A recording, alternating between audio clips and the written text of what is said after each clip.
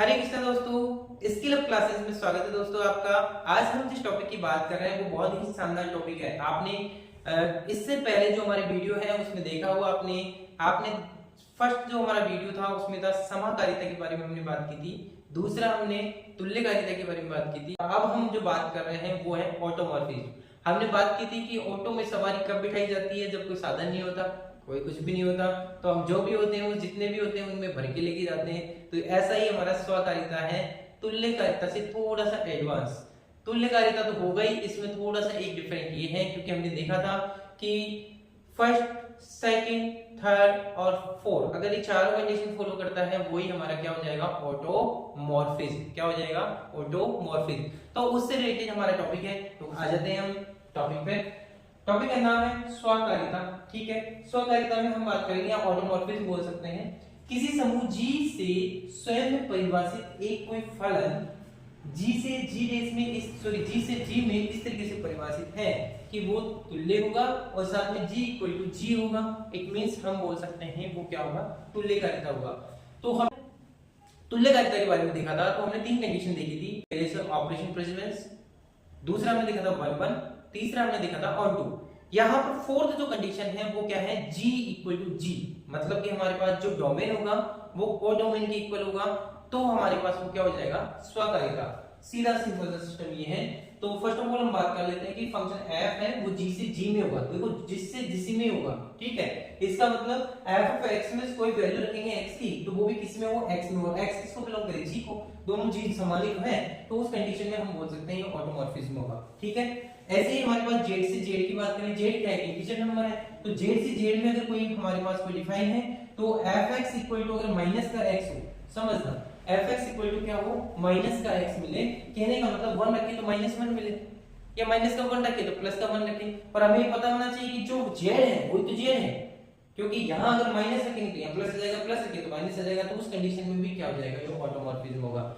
समझना, इसके लिए भी है ये ऑटोमॉर्फिज्म और इसके लिए भी ऑटोमॉर्फिज्म है। थर्ड हमारा जो टॉपिक है वो क्या है कि कॉम्प्लेक्स नंबर। अगर कोई फंक्शन c से c में डिफाइन हो, वो इस तरीके से हो कि f of z equal to उसका कॉन्जुगेट मिले या z बार मिले, तो उस कंडीशन में वो भी क्या होगा, ऑटोमॉर्फिज्म होगा। ध्यान रखना किससे किस में डिफाइन है। अगर यहाँ चेंज हो जाएगा तो इस स्वकालिता नहीं होगा। कई बार क्वेश्चन यही गड़बड़ कर देता है। यहाँ बोल देगा अगर g से g देश में और g की कुछ अलग वैल्यू होगी, g देश की कुछ अलग वैल्यू होगी। या फिर यहाँ बोल देगा r से r0 में, r से r प्लस में, कोई भी वैल्यू बोल सकते हैं। z से z0 में, z से n में, n से z में। इस तरीके के अगर हमको दिख जाता है इसका मतलब वो स्वकालिता तो नहीं होगा। लेकिन ये कंडीशन फॉलो करेगा, इसका मतलब वो क्या होगा कि f g से g j इसमें कोई परिभाषित है, साथ में हमको दे रखा है जहां पर fx equal to x inverse हो। ध्यान रखना fx equal to x inverse हो, मतलब जो वैल्यू रखे उसका इनवर्स मिले। तो उस कंडीशन में वो स्वकालिता तब होगा जब वो आवेली होगा। क्या होगा, वो आवेली होगा। अगर वो क्रम विनिमय को पालन करेगा तो वो क्या होगा, यहाँ पर स्वकालिता को फॉलो करेगा।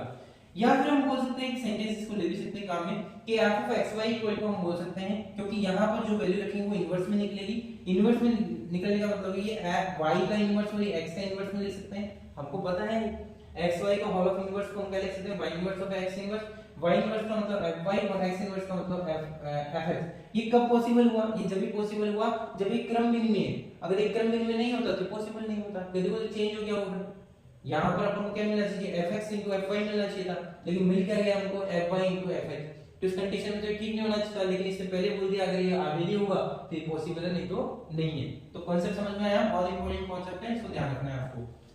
नेक्स्ट हम बात करते हैं यदि हमारे पास कोई एलिमेंट दे रखा है a is belongs to g, मतलब हमने g में से कोई एलिमेंट लिया तो g क्या है, एक समूह है। तो उस कंडीशन में हमने क्या f a such that g से g में कोई परिभाषित है जहां पर fx इक्वल टू क्या होगा हमारे पास ax एक इनवर्स एक ऑटोमॉर्फिज्म होगा।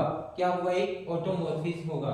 उसके लिए हमारे पास कंडीशन फॉलो करना चाहिए। कौन कौन सी condition, first condition xy equal to fx और fy हो। लिख सकते हैं, इसको हम लिख सकते हैं ax a इनवर्स, और इसको क्या लिख सकते हैं हम ay a इनवर्स, ऐसे लिख सकते हैं। इसको आया होगा समझ में, इस तरीके से हम इसको लिख सकते हैं। अगर ये फॉलो कर रहे हैं, फर्स्ट कंडीशन हो गई हमारी कंप्लीट। सेकंड कंडीशन देखें, ये कब होगा, देखो ध्यान रखना, ये ऑटोमॉर्फिज्म कब होगा, यहाँ देखा है अपन को fx = ax a इनवर्स दे रखा है, तो यहाँ ये ऑटोमॉर्फिज्म कब होगा, जब फर्स्ट कंडीशन तो ये फॉलो करेगा जो कि ऑपरेशन प्रेसिडेंस की है। सेकंड कंडीशन 1 की है, देखो यहाँ fx = fy दे रखा है, या फिर हम बोल सकते हैं इसकी जो वैल्यू रख देते हैं यहाँ से, तो रखा, तुम्हारे पास ये दोनों कंडीशन आ गई। यहाँ निल्सन का नियम लगाएंगे, यहाँ पे यहाँ मल्टीपल कर देंगे, यहाँ देखो यहाँ से a इनवर्स, इधर से a इनवर्स, यहाँ पे a इनवर्स ले लेंगे तो ये कैंसिल हो जाएगा, इधर से हम a ले लेंगे, इधर a इनवर्स हो जाएगा तो ये भी कैंसिल हो जाएगा। इट मींस हमारे पास क्या मिलेगा, x = y मिल जाएगा। ठीक है, समझ में आया ना, ये उल्टा है, देखो ये इक्वल ऐसे है, सॉरी ये a है तो ये a है, तो यहाँ पर a इनवर्स ले लेंगे और यहाँ पे क्या ले लेंगे हम a, तो उस कंडीशन में हमारे पास क्या मिल जाएगा, x = y। ये आपको आना चाहिए। ठीक है, थर्ड जो हमारी कंडीशन है, जो हमारी किसकी होगी, ऑन टू की, कौन सी कंडीशन होगी, ऑन टू की। इस कंडीशन को देख लेते हैं क्या है इसमें, कि for every y belongs to g है, जहां पर x, फॉर एवरी x किस तरीके का हो, x को हम इस तरीके से रिप्रेजेंट कर सके कि ax inverse a is belongs to क्या हो, g हो। ठीक है, आया समझ में, ये कहां से है, यहां से है, यहां से।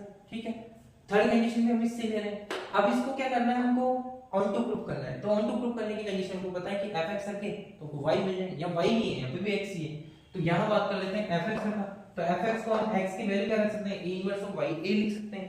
जैसे हमने इसकी वैल्यू रखी a इनवर्स y a, तो हमारे पास क्या हो जाएगा, इनको हम सोल्व कर सकते हैं कि ये क्या है, इसके अंदर है, तो इसको जैसे ये फ्रंट में से निकलेगा तो हमारे पास a of a inverse of y a का a इनवर्स मिल जाएगा। फिर यहाँ से a से a इनवर्स, क्योंकि पावर दोनों की प्लस माइनस होगी, 0 हो जाएगी, इनमें से आइडेंटिटी बन जाएगा, तो हम बोल सकते हैं, हमको पता है ये क्या, कि हम पता है हमको कि a of a inverse equal to क्या होता है, e, और आपको ये भी पता होगा कि e y of a e is equal to क्या होता है, again e, sorry identity element है तो अगेन क्या हो जाएगा y। It means identity element के साथ में किसी को भी मल्टीप्लाई करेंगे तो भी हमारे पास क्या मिलेगा, वही अभी मिल जाएगा। ठीक है, तो हमारे पास क्या मिल जाएगा, fx किसके इक्वल हो जाएगा, y के इक्वल हो जाएगा।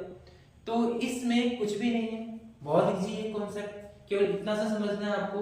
अगर हम स्वकार्यता की बात कर रहे हैं तो वो तुल्यकारिता तो होगा ही, बस फर्क इतना सा है कि जो g होगा वो g डेज के इक्वल होगा, ध्यान रखना, g है वो g डेज के इक्वल होगा।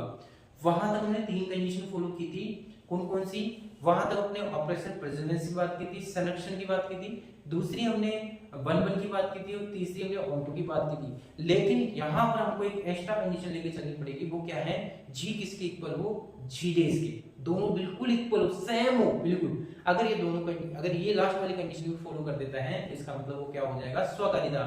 और मेरा ओपिनियन ये है कि इस जो ग्रुप थ्योरी का सबसे जो इजी टॉपिक है वो तुल्यकारिता, समाकारिता, जो समाकारिता से रिलेटेड जो भी क्वेश्चन है, समाकारिता से लेके स्वकारिता तक की जो प्रॉपर्टीज हैं वो बहुत ही इजी है, केवल इसके क्वेश्चन आते हैं, देखने मात्र से क्वेश्चन सोल्व हो जाते हैं। अगर आपको कॉन्सेप्ट क्लियर है तो आई होप आपको समझ में आया होगा।